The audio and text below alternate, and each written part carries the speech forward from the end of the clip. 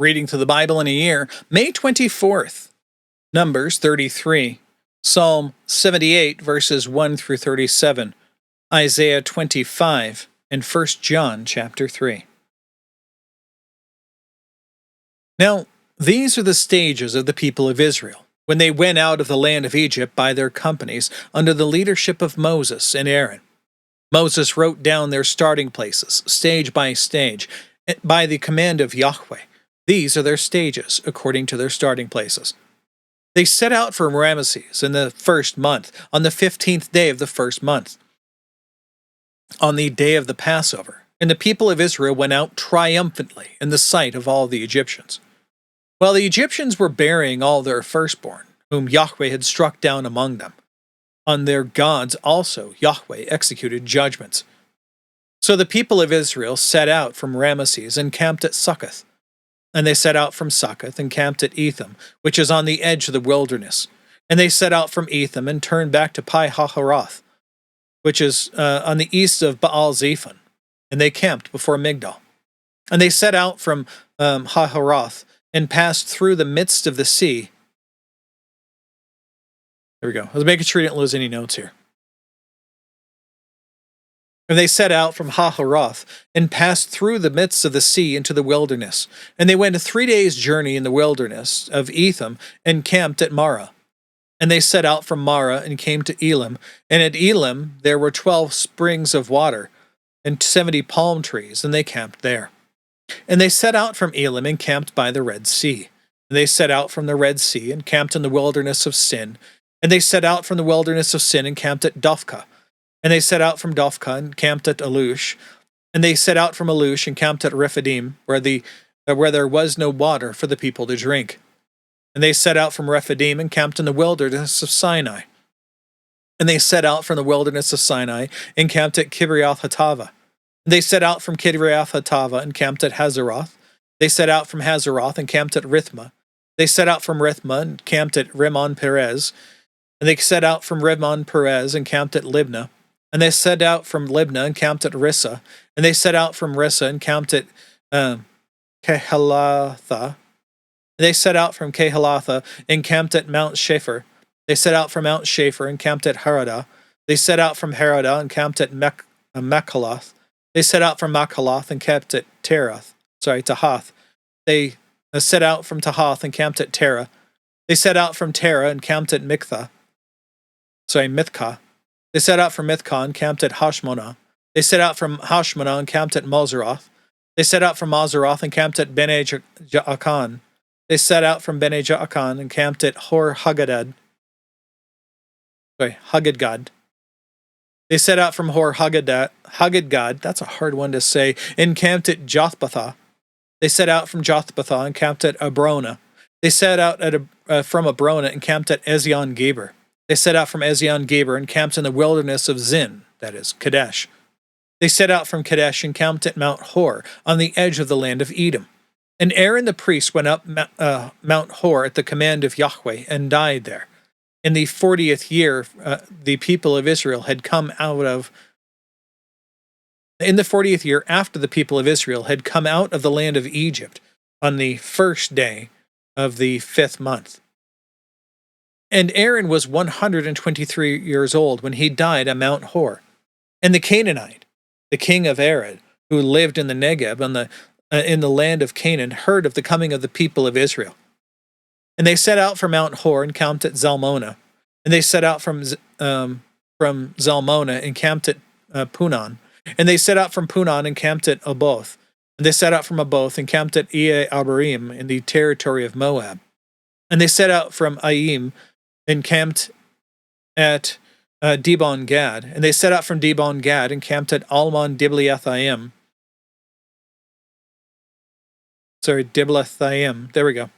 And they set out from Almon-Diblathaim and camped in the mountains of Abarim before Nebo. And they set out from the mountains of Abarim and camped in the plains of Moab by the Jordan at Jericho. And they camped by the Jordan from Beth Jeshimoth as far as Abel Shittim in the plains of Moab.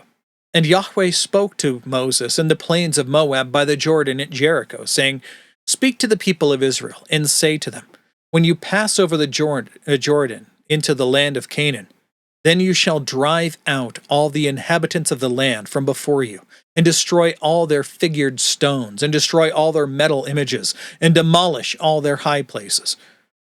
And you shall take possession of the land and settle in it, for I have given the land to you to possess it. You shall inherit the land by lot according to your clans. To a large tribe you shall give a large inheritance, and to a small tribe you shall give a small inheritance. Wherever the lot falls for anyone, that shall be his. According to the tribes of your fathers you shall inherit it. But if you do not drive out the inhabitants of the land from before you, then those of them who you let remain shall be as barbs in your eyes and as thorns in your sides, and they shall trouble you in the land where you dwell. And I will do to you as I thought to do to them. Now, Psalm 78, verses 1 through 37. Give ear, O my people, to my teaching. Incline your ears to the words of my mouth. I will open my mouth in a parable. I will utter dark sayings from of old, things that we have heard and known that our fathers have told us. We will not hide them from our children, but tell to the coming generation the glorious deeds of Yahweh and his might, and the wonders that he has done.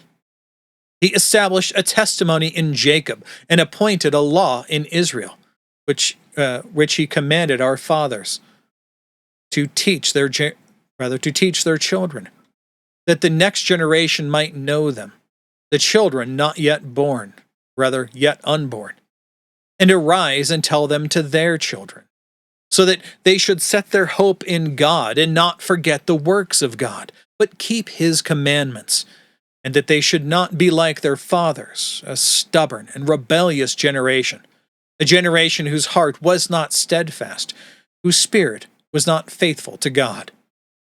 The Ephraimites, armed with the bow, turned back on the day of battle. They did not keep God's covenant, but refused to walk according to his law, forgot his works and the wonders that he had shown them. In the sight of their fathers he performed wonders in the land of Egypt, in the fields of Zoan. And he divided the sea and let them pass through it, and made the waters stand like a heap. In the daytime he led them with a cloud, and all the night with a fiery light. He split rocks in the wilderness, and gave them drink abundantly as from the deep. He made streams come out of the rock, and caused waters to flow down like rivers. Yet they sinned still more against him, rebelling against the Most High in the desert. They tested God in their heart by demanding the food that they craved. They spoke against God, saying, "Can God spread a table in the wilderness?" He struck the rock so that water gushed out and streams overflowed. Can he also give bread or provide meat for his people? Therefore, when Yahweh heard, he was full of wrath. A fire was kindled against Jacob. His anger rose against Israel, because they did not believe in God and did not trust in his saving power. Yet he commanded the skies above and opened the doors of heaven, and he rained down on them manna to eat, and gave them the grain of heaven. Man ate the bread of the angels. He sent them food in abundance. He caused the east wind to blow in the heavens, and by his power he let out the south wind. He rained meat on them like dust, winged birds like the sand of the seas. He let them fall in the midst of their camp, all around their dwellings. They ate and were well filled, for he gave them what they craved. But before they had satisfied their craving, while the food was still in their mouths, the anger of God arose against them, and he killed the strongest of them, and laid low the young men of Israel. In spite of all this, he still sinned. Despite his wonders, they did not believe. So he made their days vanish like a breath, and their years in terror. When he killed them, they sought him. When they repented, and sought God earnestly. They remembered that God was their rock, the Most High God, their Redeemer. But they flattered him with their mouths. They lied to him with their tongues. Their heart was not steadfast toward him, and they were not faithful to his covenant. Yet he, being compassionate, atoned for their iniquity, and did not destroy them. He restrained his anger often, and did not stir up all his wrath. Now Isaiah 25.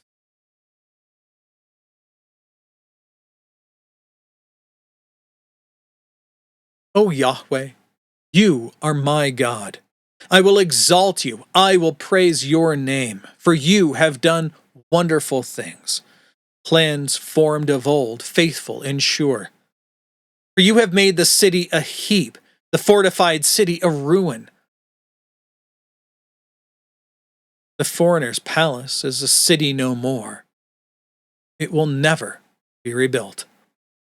Therefore, strong peoples will glorify you. Cities of ruthless nations will fear you. For you have been a stronghold to the poor, a stronghold to the needy in his distress, a shelter from the storm and a shade from the heat. For the breath of the ruthless is like a storm against a wall, like heat in a dry place. You subdue the noise of the foreigners, as heat by the shade of a cloud. So the song of the ruthless is put down. On this mountain, Yahweh of hosts will make for all peoples a feast of rich food, a feast of well-aged wine, of rich food full of marrow, of aged wine well refined. And he will swallow up on this mountain the covering that is cast over all peoples, the veil that is spread over all nations. He will swallow up death forever, and the Lord God will wipe away tears from all faces. And the reproach of his people he will take away from all the earth, for Yahweh has spoken. It will be said on that day, Behold, this is our God. We have waited for him that he might save us. This is Yahweh. We have waited for him. Let us be glad and rejoice in his salvation. For the hand of Yahweh will rest on this mountain, and Moab shall be trampled down in his place, as straw is trampled down in a dunghill.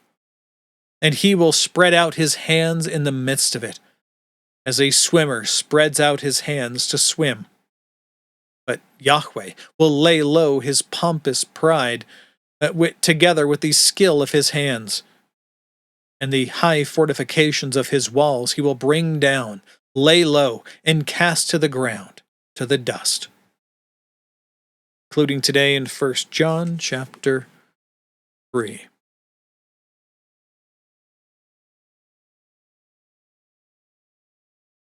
See what kind of love the Father has given to us, that we should be called children of God, and so we are. The reason why the world does not know us is that it did not know him. Beloved, we are God's children now, and what we will be has not yet appeared, but we know that when he appears, we shall be like him, because we shall see him as he is. And everyone who thus hopes in him purifies himself as he is pure. Everyone who makes a practice of sinning also practices lawlessness. Sin is lawlessness. You know that he appeared in order to take away sins, and in him there is no sin. No one who abides in him, again, lives and remains, keeps on sinning. And no one who keeps on sinning has either seen him or known him. Little children, let no one deceive you. Whoever practices righteousness is righteous as he is righteous. Whoever makes a practice of sinning is of the devil, for the devil has been sinning from the beginning. The reason the Son of God appeared was to destroy the works of the devil. No one born of God makes a practice of sinning, for God's seed abides in him, and he cannot keep on sinning because he has been born of God. By this it is evident who are the children of God and who are the children of the devil. Whoever does not practice righteousness is not of God, nor is the one who does not love his brother. For this is the message that you have heard from the beginning, that we should love one another. We should not be like Cain, who was of the evil one and murdered his brother. And why did he murder him? Because his own deeds were evil and his brothers were righteous. Do not be surprised, brothers, that the world hates you. We know that we have passed out of death and into life because we love the brothers. Whoever does not love abides in death. Everyone who hates his brother is a murderer, and you know that no murderer has eternal life abiding in him. By this we know love, that he laid down his life for us, and we ought to lay our lives down for the brothers. But if anyone has the world's goods and sees his brother in need, yet closes his heart against him, how does God's love abide in him? Little children, let us not love in word or in talk, but in deed and in truth. By this we shall know that we are of the truth and reassure our heart before him. For whenever our heart condemns us, God is greater than our heart, and he knows everything. Beloved, if our heart does not condemn us, we have confidence before God, and whatever we ask, we receive from him, because we keep his commandments and do what pleases him. And this is his commandment, that we believe in the name of his Son, Jesus Christ, and love one another, just as he has commanded us. Whoever keeps his commandments abides in God, and God in him. By this we know that he abides in us, by the Spirit whom he has given us. That's it for today. That's all the reading and all of the notes. God willing, we'll be back tomorrow. Behold, the word of the Lord.